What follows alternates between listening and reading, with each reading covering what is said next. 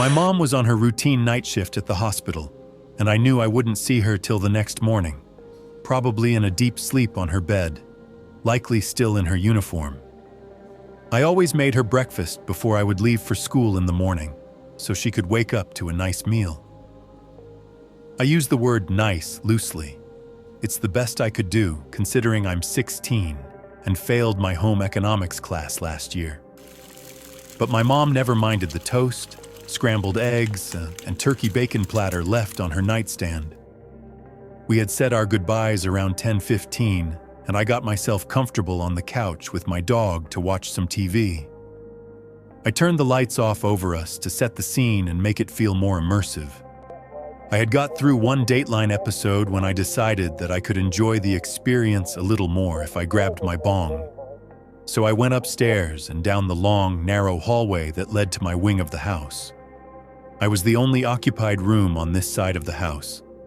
The other rooms were my dad's old office and the guest room, though that room hasn't had a guest in it for years. Ever since my dad's passing, my mom and I haven't even wanted to host other people here.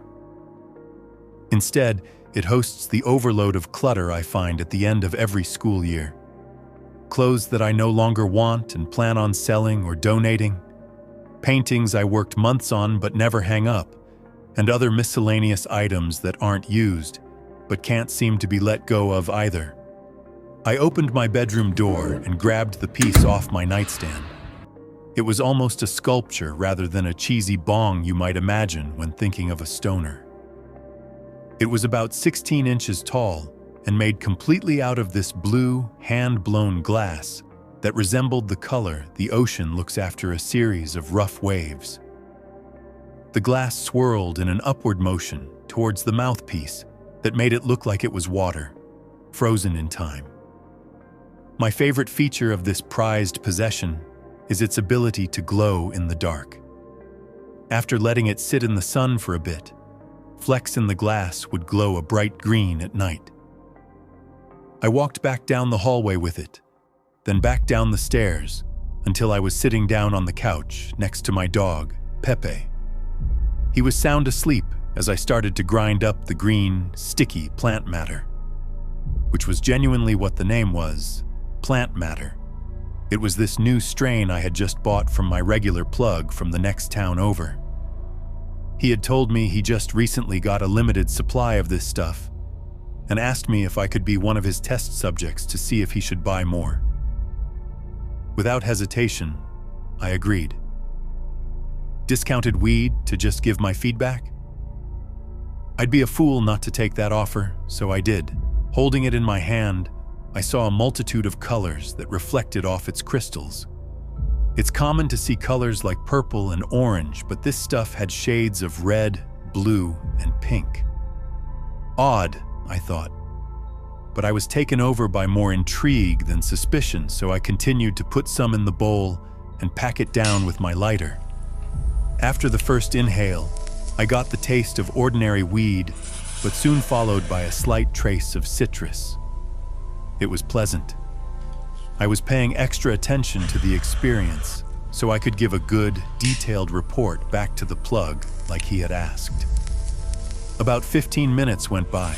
Dateline was still playing, and this specific episode seemed to be extra interesting to me in my new hazy state. The cushions beneath me started to almost mold to my body. I felt as though I was sinking, yet weighed as light as a feather at the same time. My eyes started to get dry, and trying to keep them open became a task more so than a natural ability at this point. As I slowly started to move my eyes behind my lids, I realized that I had fallen asleep. It must have been for quite a while because I felt so sluggish, like it used all the strength within me just to be able to fully open my eyes.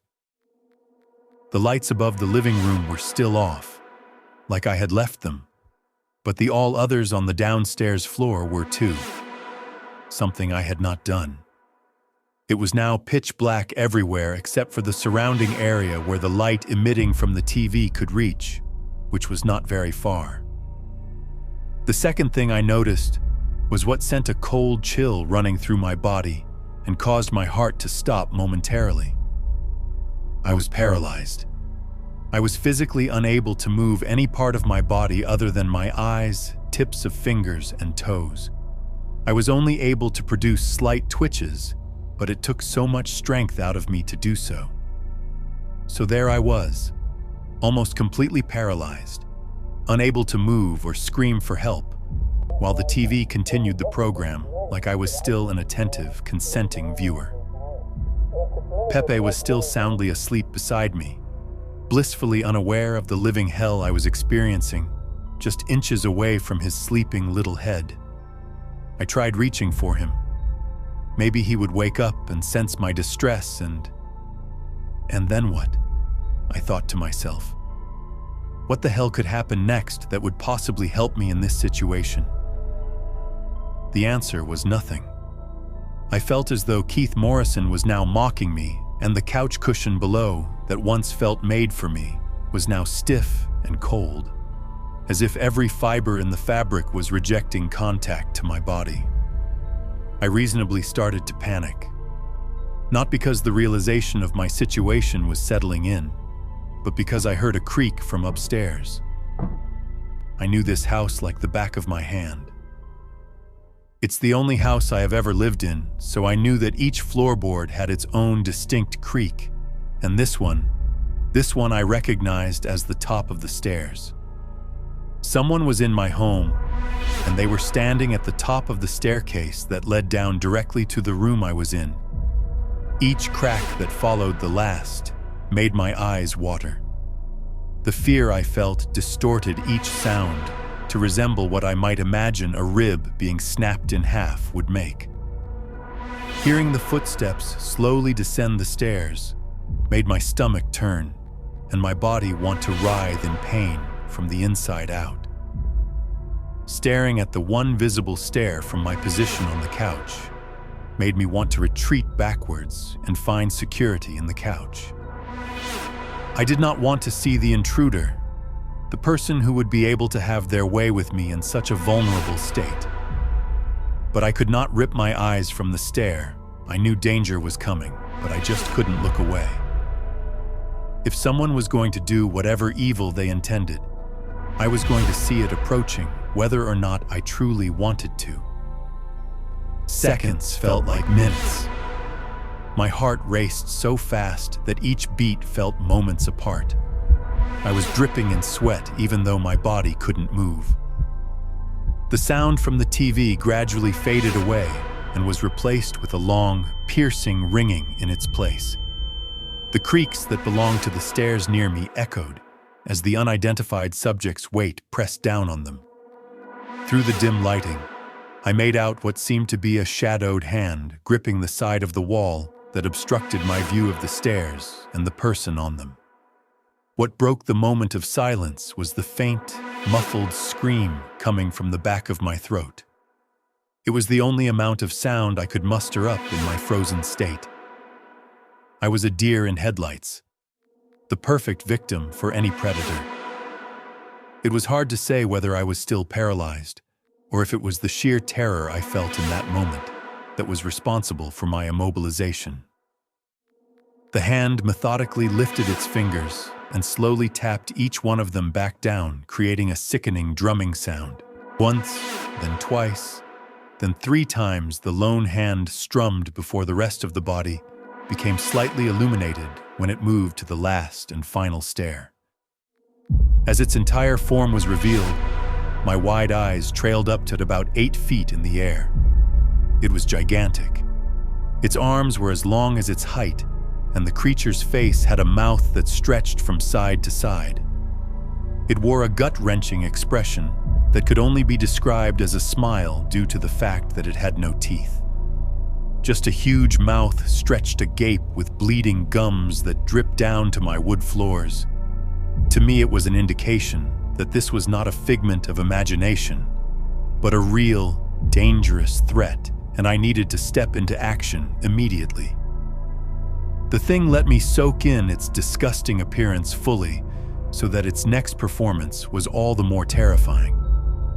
It produced a series of guttural, horrid sounds, that could only be described as its laugh.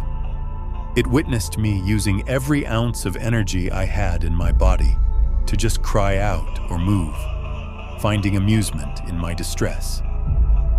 All I could do was cry silently.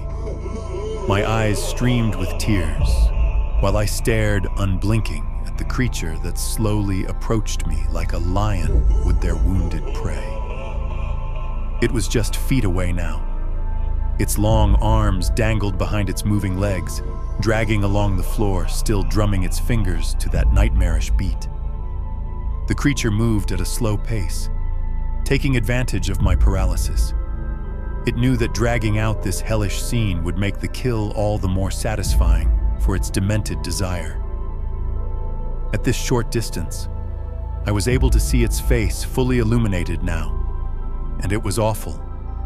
Still smiling with its red gums, its small eyes were as wide as its anatomy allowed, and their gaze never left mine. It had a nose, but it was just two holes that looked like they were hand-poked by whoever created this god-awful being. It was almost as if it were human, but the devil seemed to have poisoned this one. It was now close enough to smell my fear and see the glint of hope for survival fading in my eyes. I had to do something. Anything that would make me feel like I at least tried to fight for my life. That's when I saw it in the corner of my eye. This faint green glow just inches away from my frozen hand. My bong. Amongst all the chaos, I forgot about it, but something within me screamed at me, try to move again. So I did. I focused all of my energy toward moving my hand to grabbing my newly chosen weapon, and by luck only created by a miracle. It worked. I was able to grab it, and within moments I had swung the thick glass over the creature's head, again and again and again. Its blood wasn't red like the color dripping from its toothless smile. Instead, it was dark black. The tar-like goo was everywhere. I felt it hit my face, go into my mouth. I saw it cover the couch, floors, and walls. The scene was brutal. The once terrifying creature was now smashed and bent in a multitude of ways, now left somewhere between the state of solid and liquid. Its face was no longer distinguishable from the other battered parts of its body, and I smiled. I smiled now that that thing no longer had his. I stood over its body with a mix of shock, adrenaline, and morbid joy that I had almost laughed if it were not for my intense panting. I could not stop breathing, gasping for air as a rush of blood flowed to my brain. I awoke to the comforting feeling of bed sheets and a pillow under my head. The relief that this was all a dream showered over my body as I slowly opened my eyes and went to stretch my limbs. But I couldn't. My arms were prevented from moving further than at my hips. The sound of metal hitting against itself brought my attention to the handcuffs around my wrists that were connected to the bed's rails.